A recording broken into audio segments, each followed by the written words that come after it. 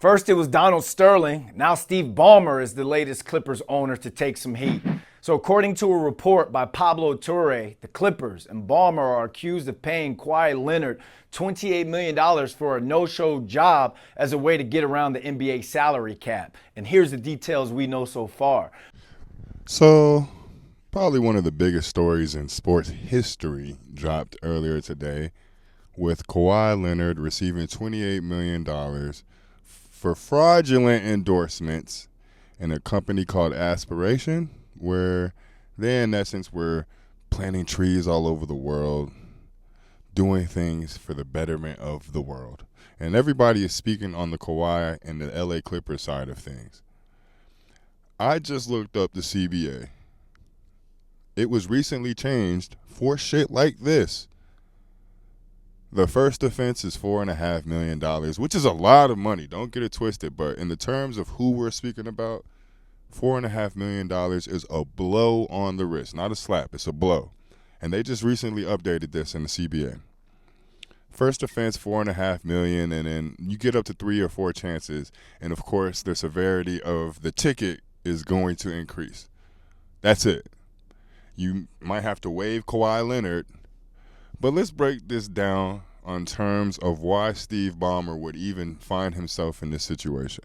First and foremost, he is a billionaire, not a billionaire. Not I just barely reached this status.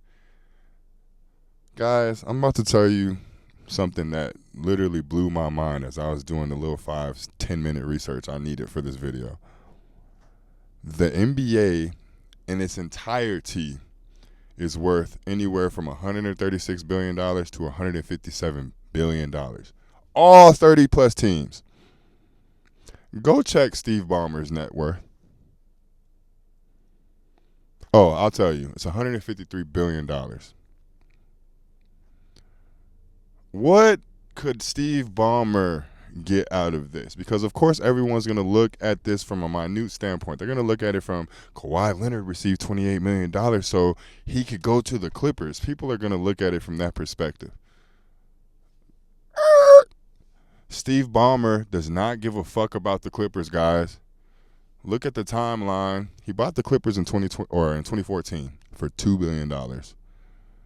What was Steve Ballmer trying to get done? And he just recently accomplished. But what was he trying to get done? And how much did he spend on that particular junction? I'll tell you. The Intuit Dome. And that cost $2 billion as well.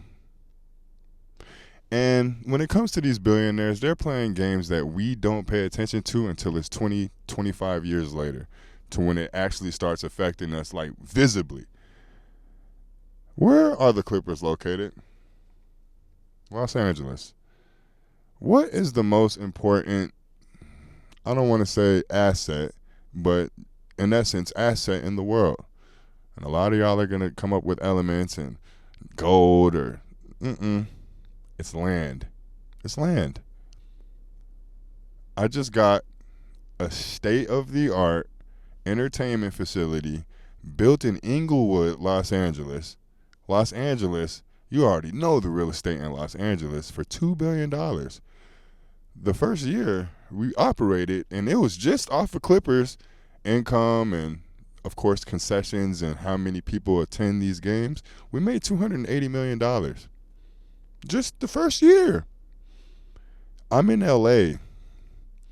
What happens when I start offering cheaper venues with better technology about 2 miles away from where you used to send every entertainment venue at or venture? Concerts, basketball games, hockey games. There's a bunch of teams in LA. They even got a football team now. And I'm not saying they play there. This is what Steve Ballmer needed Kawhi for. I'm going to tell you this, guys, because it's being reported that Kawhi got this recent extension. This is not the first time Kawhi has received a payment like this. You don't find it funny that Uncle Dennis just shut the entire fuck up by the time Kawhi got to the Clippers? Steve Ballmer bought the team in 2014. None of this came to fruition until Kawhi got to the team. And because Kawhi is who he is in the league, everybody saw it as that aspect. Oh, he was able to get Paul George to join him? No, guys, that's not how this works. It's not how this works at all. Kawhi wouldn't have been able to get Paul George to the Clippers if Steve Ballmer didn't promise him something under the table too. I don't give a fuck what the CBA says. I need both of y'all here. I mainly need Kawhi because he was coming off of a championship from Toronto, and everyone just assumed that it would carry over, and that would have helped even more so for Steve Ballmer. So he's upset, but it's not because this got discovered. But we'll get to that. Paul, I need you over here too.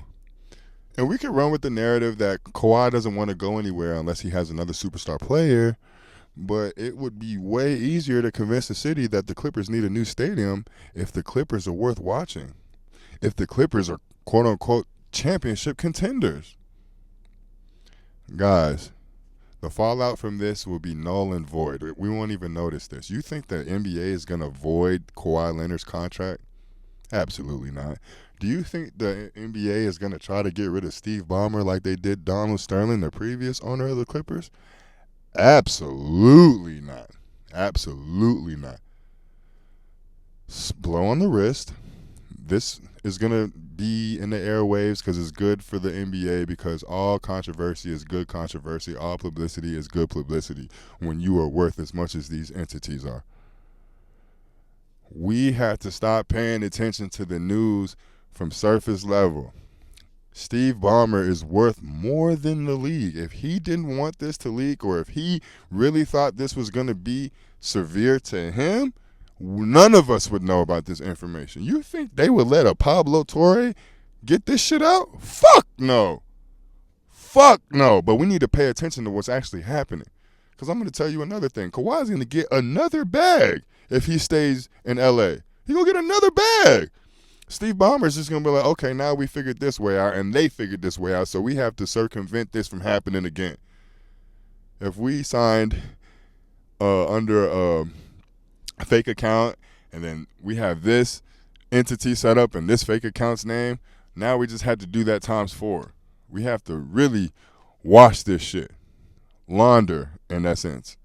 Because how the fuck, somebody had to be very meticulously looking through this to find this information out, which apparently they were. Y'all go check out that interview. It was a very good hour and a half that I watched. I was just trying to get the information, but they did a whole investigative series. It was actually pretty dope. But I'm past that. Steve Ballmer won. I got the real estate. I got the land. And not only did I get the land, because that's another thing. People will buy the buildings, but they won't buy the land underneath the buildings. That was the biggest push that Steve Ballmer was trying to make.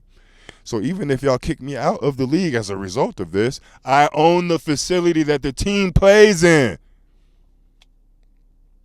Can't kick me out the league.